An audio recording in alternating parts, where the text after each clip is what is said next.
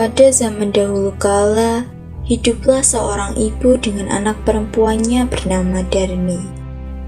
Ayah Darmi sudah lama meninggal saat Darmi masih kecil. Dahulu mereka hidup berkecukupan. Namun setelah ayahnya meninggal, ibu Darmi harus bekerja keras di ladang demi hidup mereka. Karena setiap hari bekerja di ladang, kulit ibu Darmi jadi semakin gelap dan berat tubuhnya pun menyusut. Semua dilakukannya demi Darmi, putri satu-satunya. Namun, apa yang dilakukan Darmi, ia tidak mau membantu ibunya. Kerjanya setiap hari hanya berdandan. Dia juga enggan keluar rumah karena takut kulitnya menjadi gelap seperti ibunya. Suatu hari, ibu Darmi akan bekerja di ladang. Ia akan bekerja sampai sore hari sebab musim panen telah tiba. Ibu Darmi berkata pada Darmi, "Darmi, bisakah kamu memasak hari ini, nak? Ibu tidak bisa pulang siang ini karena ibu harus menyelesaikan panen kita. Jika sudah selesai memasak, maukah kamu mengantarkan ke ladang untuk ibu?" Tidak mau, Bu. Kalau nanti aku masak, nanti badanku ini bau tungku. Aku kan baru saja mandi. Lalu kalau aku disuruh mengantarkan makanan ke ladang, nanti kulitku ini bisa hitam kayak ibu. Ih, nggak mau, Bu. Ibu Darmi hanya menggiling-gilingkan kepala yang terlihat sedih. Di ladang, Ibu Darmi bekerja dengan keras. Ia mengumpulkan hasil panen karena besok ia akan menjualnya ke pasar. Dia tidak memperdulikan perutnya yang lapar. Saat lelah, dia beristirahat sambil minum air yang dibawanya. Dia berdoa dalam hati. Ya Tuhan, tolonglah kami, ubahlah anakku, lepaskan dia dari sifat malasnya. Setelah pulang dari ladang, Ibu Darmi sampai di rumah. Betapa terkejutnya dirinya di meja tidak ada makanan yang bisa dimakan. Darmi sama sekali tidak memasak. Darmi yang melihat ibunya pulang justru marah-marah. Ibu ini kemana aja sih? Masa di rumah tidak ada makanan? Darmi kan lapar, Bu. Darmi, ibu kan sudah menyuruhmu untuk memasak. Ih, Ibu, Darmi kan udah bilang, Darmi itu nggak mau, Ibu. Darmi meninggalkan ibunya yang kelaparan dan lelah dengan marah. Keesokan harinya, Ibu Darmi sudah siap dengan hasil panennya. Dia akan pergi ke pasar. Darmi, ikutlah ibu ke pasar, nak. Ibu membutuhkan bantuanmu untuk membawa hasil ladang kita. Ah, nggak mau, Bu. Kalau nanti Darmi ikut ke pasar, kulit Darmi ini jadi kotor. Ih, apalagi pasar kan becek. Aduh, Bu, Darmi nggak bisa bayangin kalau Darmi ikut ke pasar. Nanti kulit Darmi yang udah putih bersih ini jadi ikutan kotor. Nggak mau, Bu. Akhirnya, ibunya pergi ke pasar sendiri dengan membawa hasil ladang itu.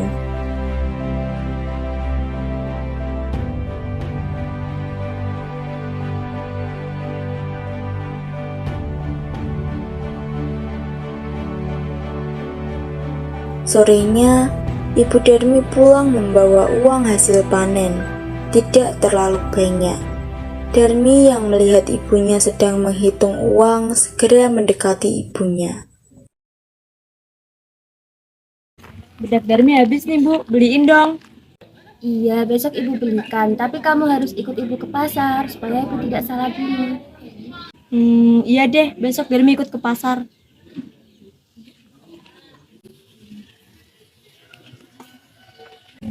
Bu, nanti jalannya jangan berdampingan, di belakangku saja. Kenapa, Darmi? Udah deh, Bu, pokoknya di belakangku saja. Akhirnya, Darmi dengan terpaksa ikut ibunya pergi ke pasar. Darmi sebenarnya malu berjalan bersama ibunya yang berkulit gelap dan wajah yang tak terawat.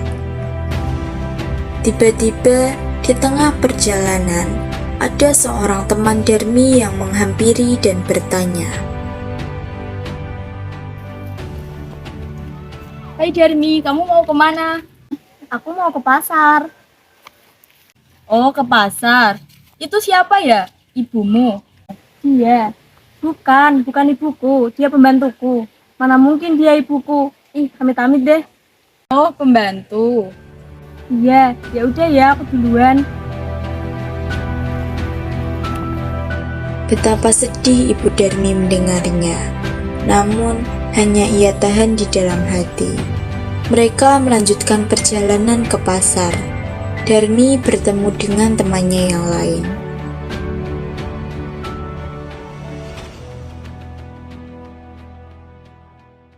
Sekali ya di pasar tadi. Iya, tadi di pasar banyak ibu-ibu. Di sini kita mau kemana lagi nih? Ke rumah Pak Japo. Ayo. Kedua orang pemuda itu melihat temannya Darmi, lalu menyapa. Darmi, kamu mau kemana? Mau ke pasar. Teman sekali kamu mau ke pasar, Darmi. Ngomong-ngomong, siapa tuh yang ada di belakangmu? Apa dia ibumu? Bukan. Dia bukan ibuku, dia pembantuku. Oh, pembantu. Ya udah aku duluan ya. Sungguh hati Ibu Darmi semakin sedih. Begitu tega anaknya mengakui dirinya sebagai pembantu. Namun, sekuat tenaga dia berusaha menahannya. Sampailah Darmi dan ibunya di pintu pasar. Saat mereka akan memasuki pasar, lagi-lagi Darmi bertemu dengan temannya yang lain. Darmi, tumben kamu mau ke pasar. Iya, aku mau membeli sesuatu. Wah, kamu makin cantik saja. Bagi dong tips merawat diri. Ah, kamu bisa aja. Jika kamu ingin cantik seperti aku, kamu harus setiap hari luluran. Jangan lupa dandan juga. Oh, seperti itu. Lalu siapa itu di belakangmu? Apakah ibumu? Dia. Bukan ibuku. Dia pembantuku. Setelah bertemu temannya, Darmi dan ibunya melanjutkan jalan ke pasar. Sesampainya di sana, Darmi melihat-lihat dan membeli barang-barang yang dijual di pasar itu.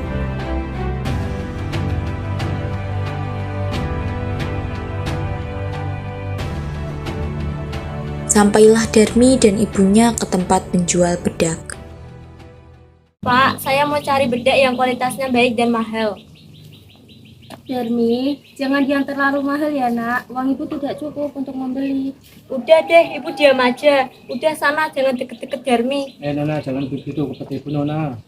Bukan pak, dia bukan ibu saya. Dia itu pembantu saya. Oh, pembantunya. Iya, pembantu saya. Ya udah pak, saya beli yang ini ya. Berapa? Dari ibu aja. Ini pak. Terima kasih ya, Pak. Kita pergi ya, Pak. Dalam perjalanan pulang, Darmi marah karena tidak ada barang yang terbeli. Ibu ini bagaimana sih? Darmi kan pengen tas yang terbaru tadi. Masa ibu nolak ingin membelikan? Darmi, sudah terlalu banyak barang yang kamu beli nak. Uang ibu sudah tidak cukup lagi. Alah, alasan. Kalau Darmi mau ya ibu harus memberikan dong. Jangan beralasan uang habis.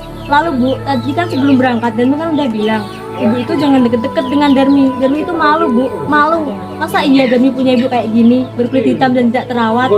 Lalu ibu tahu tidak, dengan penampilan ibu yang seperti ini, ibu itu macam pembantu. Ibu Darmi tak kuasa menahan air matanya. Ia pun berdoa. Ya Tuhan, hamba sudah tidak kuat lagi dengan sikap anak hamba. Tolong kiranya Tuhan mengampuninya agar dia menjadi cerai. Setelah Ibu Darmi selesai berdoa, tiba-tiba Darmi menjerit. Ibu tolong aku. Kakiku sudah tidak bisa digerakkan lagi, Bu. Tolong. Maafkan Ibu Darmi, itu semua karena perlakuanmu terhadap Ibu. Sedikit demi sedikit, Darmi berubah menjadi batu. Ibu Darmi pun menangis pilu. Darmi tetap menjadi batu. Dia harus menanggung hukuman karena telah durhaka kepada ibunya yang sudah melahirkan, merawat, dan menjaganya hingga dewasa. Batu itu pun akhirnya dinamakan Batu Menangis yang berada di Kalimantan Barat.